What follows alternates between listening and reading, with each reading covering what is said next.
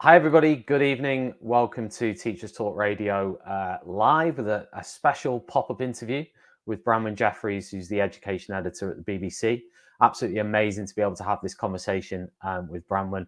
There's been so much happening in education. We can't obviously cover it all in the next 30 minutes, but we're going to try to dig into some of it and hopefully ask the questions that matter from teachers and from the people involved in the profession at the moment. Just before we kick off, big shout out to our sponsor on the show tonight, which is John Catt Educational Publishing.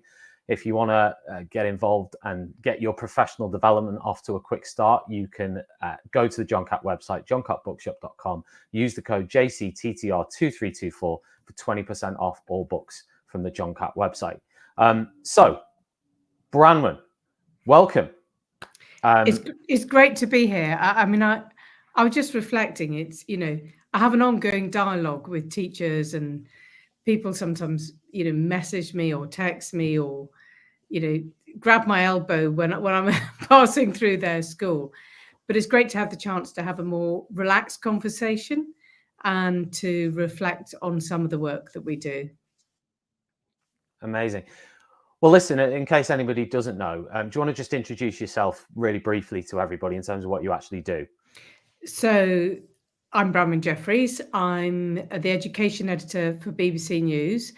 I'm actually the first education editor for BBC News. It was a post that was created in 2015, which is when I took it up, in recognition of the importance of education, children and young people to the BBC. If you think of everything we do outside news, CBeebies, all the educational material, all the revision stuff on bite size, and also increasingly also some resources for teachers as well. So even though there have been many fantastic people who had reported on education over the years, including the late Mike Baker, who some people might remember, there was a feeling that in creating an on-air editor post, which is what my job is, you could give it a bigger push. So my remit is to report on education across all of the main national platforms for the BBC. So that's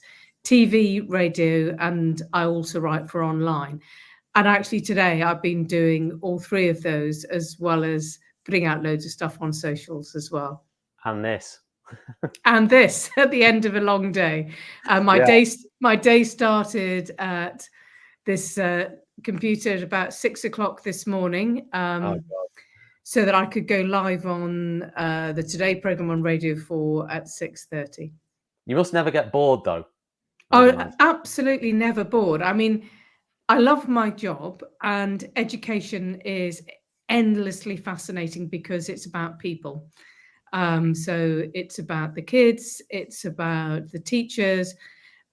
Actually, our team covers childcare, schools, colleges, further education, and higher education. So it's an insanely big brief. We can't do everything, but it does mean there's always interesting stuff to delve into. So prioritizing becomes really important. In the last, let's dig straight into the conversation. In the last sort of year or so, obviously, one of, if not the biggest story in education has been the death of Ruth Perry and the subsequent events that have sort of transpired from there, from that event, including the inquiry and the results of that inquiry. Now, you've been heavily involved in that from the outset. You've almost become sort of, you can tell me whether you think this is true or not, but I feel like you have been that chief reporter on that story. People sort of recognize and associate you with reporting on that. Obviously, you're the education editor at the BBC, so partly that's true, but it almost feels like you've been there, haven't you? And, what were your experiences, of going through that for the last year in close proximity with Julia Waters, the sister of Ruth Perry, with all the other people involved? Can you summarize it? Can you tell me anything in terms of your personal experience of it all? Well, I think two things shaped it really early on. I was actually away on holiday when Professor Julia Waters, Ruth Perry's sister, first spoke out locally. And I came back a few days later and I had this pile of messages saying, you've got to look at this. Actually, messages from people connected to Julia Waters trying to get in touch with me to connect us. And so very early on, I went to see her privately. So just me, to go and have an entirely private conversation, to hear what she had to say. And it was compelling with all the details that we know came out through the inquest. Also at that stage to really think about what it would mean for them as a family. So it was a conversation in which I tried to be very honest about what it would be like if she really wanted to step into the national media to talk about her family's loss and what they wanted to see changed, because inevitably you give up a little bit of your privacy. So, for example, it was inevitable. It would mean there were television cameras outside the inquest when family and friends were arriving. So I thought it was really important to be very honest about what the impact might be, and to hear how she felt about that and give her some thinking time about that. So that was one of the things that shaped our decision. Meeting this person who was a formidable advocate for what had happened to her sister was very, very clear about the fact that Ruth Perry had had no previous mental ill health in any significant way at all. But who also, I could tell, was resolute and determined and very resilient and was determined to keep speaking out. But that on its own, I think, probably wouldn't have got us to engage as fully and as quickly. The other thing that happened was I wrote a piece, actually just the day before I met Julia Waters, which was a piece reflecting on what the mood music was around Ofsted, how schools felt coming out of the pandemic, why people maybe felt that Ofsted didn't always fully capture everything around schools. And that was a piece written drawing on dozens of conversations I'd had with people throughout the pandemic and afterwards. And the piece went up late afternoon on the BBC News website. That's quite late in the day. So normally the figures would be lower in terms of people reading it. Within hours, it had been read by 1.5 million people and was being reshared widely on socials. And then teachers started getting in touch with us. Teachers and head teachers contacted us with their own experiences, including some absolutely heartrending experiences from head teachers who felt that they had been put through a process in which their school, in some cases, had gone from, say, good to inadequate to good again within the space of one term. And what I have to hold in my mind all the time is not just teachers. That's not primarily actually our audience. Our audience is everyone, parents, grandparents, people working in other businesses, as well as the teaching profession. But it was clear that there was a huge groundswell of feeling, and that in a way what Julia Waters had done was to lift the lid on that by beginning to speak out. And other strands, and particularly some of the stuff around head teachers' mental health and the stress attached to the current system, began to sort of flow out of that and became in the end actually a very important part of the documentary film that we made, The Death of a Head, which went out at the end of the inquest. So it was part of a conversation with the family, and establishing that what it would involve, what we would ask of them if we covered it, and also what it might mean for their privacy, but also a conversation that was happening in public, but also in private, in the information that head teachers and also school governors and parents were sending to us. Going back to that first meeting with Julia Waters, did you feel nervous going into that? And you know, as a journalist, as a person, were you sort of, was that like, this is a big conversation, or was it just this is another conversation. I've done lots with politicians and everybody else, and during that conversation, it almost feels like you were offering sort of, it was almost like safeguarding sort of, advice or guidance. I mean, is that something she asked you, or is that something that is just a standard conversation that would take place? I think if you're dealing with a family that is, or an individual that is in the midst of very deep grief, that you have a duty of care, and a lot of journalists would say this actually, you have a duty of care to treat them fairly and responsibly. I think it's fair to say that early on the family had a mixed experience of that, which is why in the end they decided to mainly speak to the BBC until the end of the inquest. And some of that is about being very honest and fair. And it included being very honest with Julia Waters, that sometimes we would be reporting other views that she might strongly disagree with, because that's my professional obligation to stand back and think, what are the different voices in this debate? But I think if you meet people, it's partly about being a decent human being, isn't it? Just you're meeting people in difficult circumstances. And over 3 decades of being a journalist, I've had to do that a number of times, whether it's in the wake of a terrorist incident or some scandal that comes out, and you're meeting people when they're exceptionally vulnerable. And I think it's important to be honest. That's what sits well with me. It also is what fits within our editorial guidelines, which are quite explicit.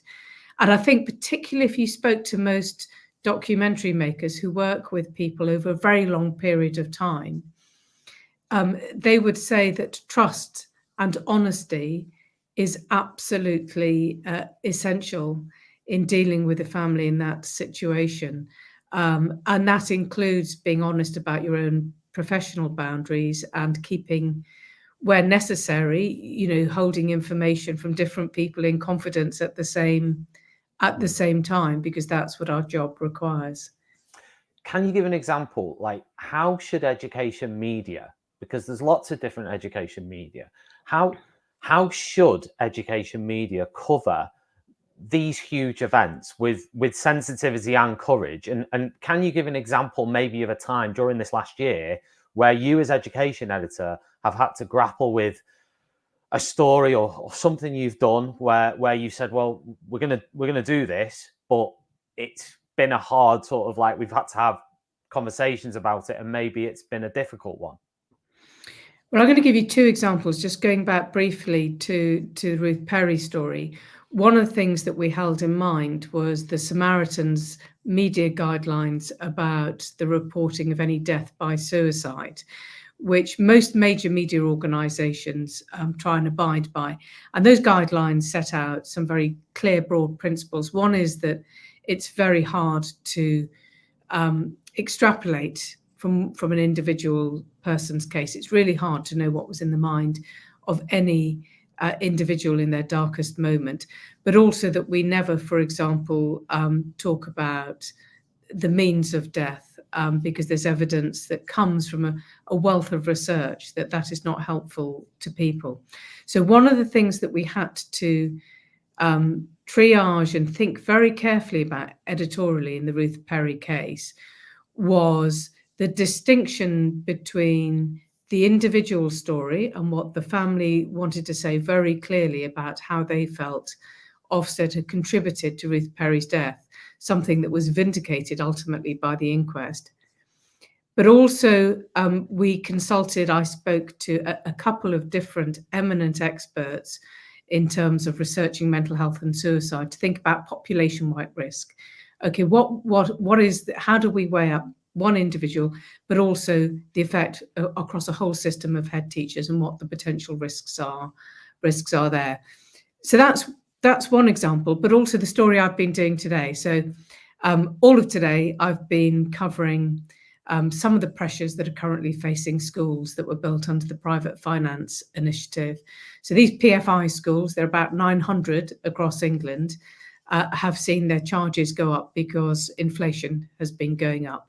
Now, the contracts, a lot of the contracts include quite hefty non-disclosure agreements. And although head teachers aren't in those contracts, they're often parties to them because of the fact that the school pays. So we had long and careful discussions with the head teachers who have done interviews with us and some of the others who've shared information with us about how they felt about that. Were they okay with, speaking out publicly, where some people might have felt that they couldn't because of the confidentiality clauses. And then all of that work has to go through two processes in the BBC. One is that we have ethical advisors, like a committee of editorial ethical advisors. So we talk to them about how can we be fair in this, getting responses from everyone who is involved maybe in a particular situation around a school. But we also, of course, like every big media organisation, we have duty lawyers who are on duty 24 hours a day, who we can email and ring up, and they will look with a different kind of eye. So there's the process about fairness, and are we reporting to the BBC standards? And that includes any duty of care to individuals involved or vulnerable children. And on the other hand, you might be thinking about, well, what is the legal jeopardy here? Are we reporting within the law? Would a court of law think that we're reporting fairly? And just to give you one last example, about a year ago, I made a panorama about school attendance that followed 3 teenagers. The process of finding and getting agreement from the teenagers and their families to speak took months. And actually, in some cases, the children were assessed by an educational psychologist, for example, to make sure, although they were teenagers, that they fully understood what they were consenting to, and that they were going to be okay through this process and talking about their mental health, or in one case, talking about a bereavement. Were they going to be okay when that finally went on TV, and how would they manage it? Adam has messaged in, one of our sort of listeners and Teachers Talk Radio team member, and he said, I'd like to know what Branwen thinks could be done to help students discern between fact and fake news. Obviously, Adam's an MFL teacher, lots of teachers sort of watching and listening. How big an issue do you think this is, and what can be done about it from a media point of view? I think it's absolutely massive, and it's something to really hold in mind as we go through what will be an intensely political year. The potential for jeopardy around deepfake videos, or around something which appears to be maybe an ordinary citizen, but is in fact part of a campaign, or comes from a particular political perspective, and that isn't immediately obvious. So I think some of it is about encouraging students to consume a very wide range of media. So not just to look at platforms which maybe affirm their own beliefs, but to have that open-mindedness to look across different news media. Every day, I will look probably at 6 or 7 newspapers, social media. I look at what rival media companies are doing. That's an intrinsic part of my balanced diet as a journalist. But I think you can do a small version of that with pupils. It's that knowingness. What is the editorial stance of this particular media outlet, or of this particular person? Where are they coming from? And just that basic digital literacy about looking at websites. So who does this website belong to? Who's it registered to? Who's paying for this? If it's a socially driven campaign that is maybe funded. And I think it is fundamental to democracy to have those conversations. And that's why, of course, as a professional journalist, I would argue that there is, amidst the very florid and busy conversations that exist across social, there is also a place for professional journalism, even if it doesn't tell you what you want to hear. I mean, there is that sort of threat, if you like, to, you see it on X a lot, for example, from Elon Musk saying, mainstream media is dead. It's the voice of the people. Listen, just sort of get your news from Twitter, sort of thing, right? And I guess a lot of young people, they might be. I don't know what your data tells you, but it seems like a lot of them are sort of getting their news from TikTok or just flicking through videos, or from X, they just scroll down a feed or whatever. So it is important, isn't it, to sort of educate them on that? And how do you, I mean, are you able to combat that in any way by sort of saying, like you've just explained to me, about the process you go through? Maybe people aren't aware of that. Maybe, there isn't a lot of education around that. I think some of it is beholden on us as media organisations. The BBC has set up something called BBC Verify, which is bringing together a lot of our expertise around data analysis, geolocating video, looking at where something might have originated, doing sort of deep research around the use of images to sort of see where they originally came from. So there's definitely a role for mainstream media in that. I also think that people's habits change throughout their time. I think we are in a process of huge technological change. We know that loads of people now, millions of people, get their news from streaming services, from podcasts, from for us from the BBC app, and that's an easy way to check something. And I also know that if you look at a lot of the academic research around people's interest in different subjects, it changes as we go through life. So if you are in your mid to late 20s or early 30s, your interest in schools in a different way as a parent of a child, or your interest in the availability of childcare, is going to go up massively suddenly. Something maybe you didn't give a second thought to when you were 19, 20 and you had other things on your mind. So we do quite a lot of thinking about search engine optimization, about what headlines really appeal to people.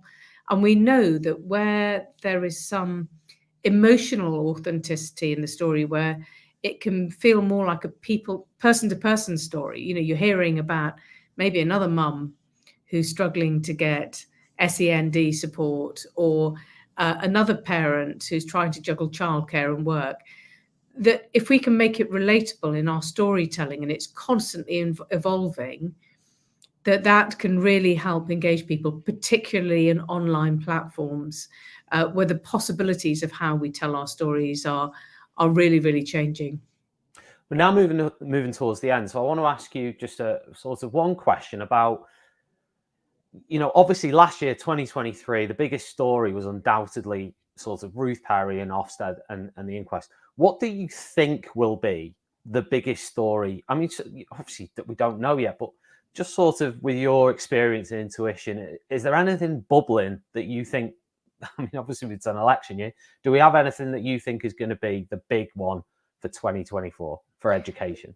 Well, I certainly think the political parties will compete on things like childcare. When it comes to schools, if I was going to look over maybe the next couple of years, I would say the long-term state of England's school buildings. We've seen that bubble up with RAC, but there are other schools that have different problems. For example, historic asbestos, that at some point are going to have to be dealt with. Teacher recruitment. Funnily enough, Bramwell, my school I currently teach in, we're actually currently teaching in a temporary building because of asbestos.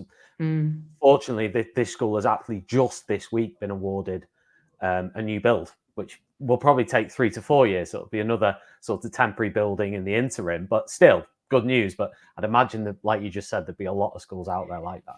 And it's got to wash through the system, hasn't it? I mean, a huge number of schools that were built in the 60s and 70s and 80s have got some of these materials in them. So yes, definitely school buildings, teacher recruitment and retention. I think, the worrying shortage in some STEM subjects in particular is going to be something that is going to keep on bubbling up, and particularly when does that come to a maths. head, though? Because it feels like you must have reported that about 10 times in the last 10 years. Teacher recruitment and retention, terrible crisis, etc., etc. When does it actually come to a head? Is there going to be a tipping point where it comes to a head? Because at the moment, yes, we talk about supply issues. There's still, when does it actually come to a tipping point? So I think there are a couple of things. Yes, it's been something that's been rumbling on and off. And actually, teacher recruitment is quite cyclical. If the rest of the economy feels very insecure, more graduates will go into teaching. And of course, some of them will decide they love it and stay.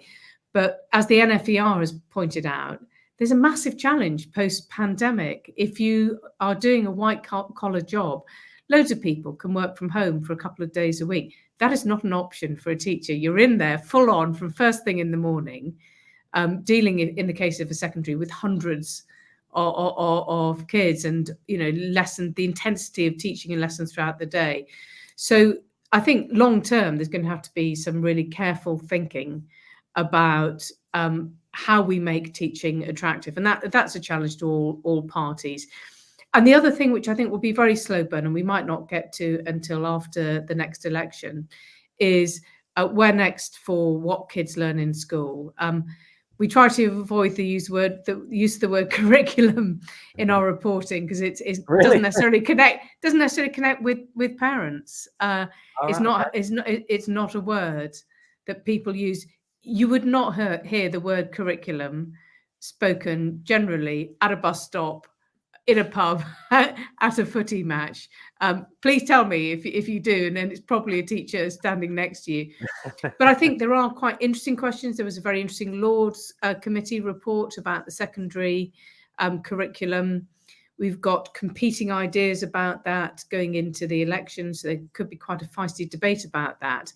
But I also think there are other slow burn issues, like the ongoing pressure around special educational needs and disabilities, which whoever wins the next election, they're going to really have to think about provision and how it's resourced and how it's planned, and how you get the balance right between meeting the needs of children in specialist provision and accommodating that within mainstream schools, and what can be done to make it work. So in terms of schools, I think those are some of the big things. And the other issue, which I think we may see no political party particularly wanting to talk about very much this year, but is really important in terms of destinations, is what happens in the long term to further education funding. It's always felt, financially a little bit like the poor relation of schools, and also university funding. Tuition fees have been frozen for pretty much, apart from that £250 that was added on, for a decade now. So where do we go next with that? And how do we fund the universities that we want? And how do we get young people to the destinations that they need to get to go on and have a fulfilled life? Because that's what education does, is it opens doors for you and opportunities for you. And that doesn't have to be through university. It's whatever's right for that young person. Definitely. Branwen, it's been fantastic. Thanks ever so much for giving up your time this evening to talk to us here. We've all really enjoyed it. So thank you ever so much, and hopefully talk again soon, and keep up the good work. My pleasure. Bye. That was BBC Education Editor Branwen Jeffreys in conversation with me. It's been great. Listen, if you've got reflections or comments on anything that you've heard here this evening, you can just tweet us at TT Radio Official. Get involved in the conversation that way. Perhaps you actually want to conduct some interviews. If you do, become a host. Get involved on Teachers Talk Radio. We would love to hear from you. Just drop us an email at info@ttradio.org, and we can send you an info pack or whatever you need to sort of get involved in what we're doing here. And finally, just a shout out to John Catt again, who sponsor our shows on TTR. They really support the work that we're doing, and we really appreciate everything that they do. And one of the things you can do is you can visit their website, johncattbookshop.com. You can benefit from 20% off all of their books, any and all, by using the code JCTTR2324 for 20% off any books, all in any books that you order through the John Catt website. At TTR, we are live in an hour with Ray. So if you want to listen to that one, you can catch that on the TTR website, ttradio.org. Just click listen live at the top and you can listen to Ray, who is an amazing host, who will be broadcasting live in about 59 minutes. So it's been wonderful, and I'll be back at 7:30 next Monday night for my show as normal, and see you all soon.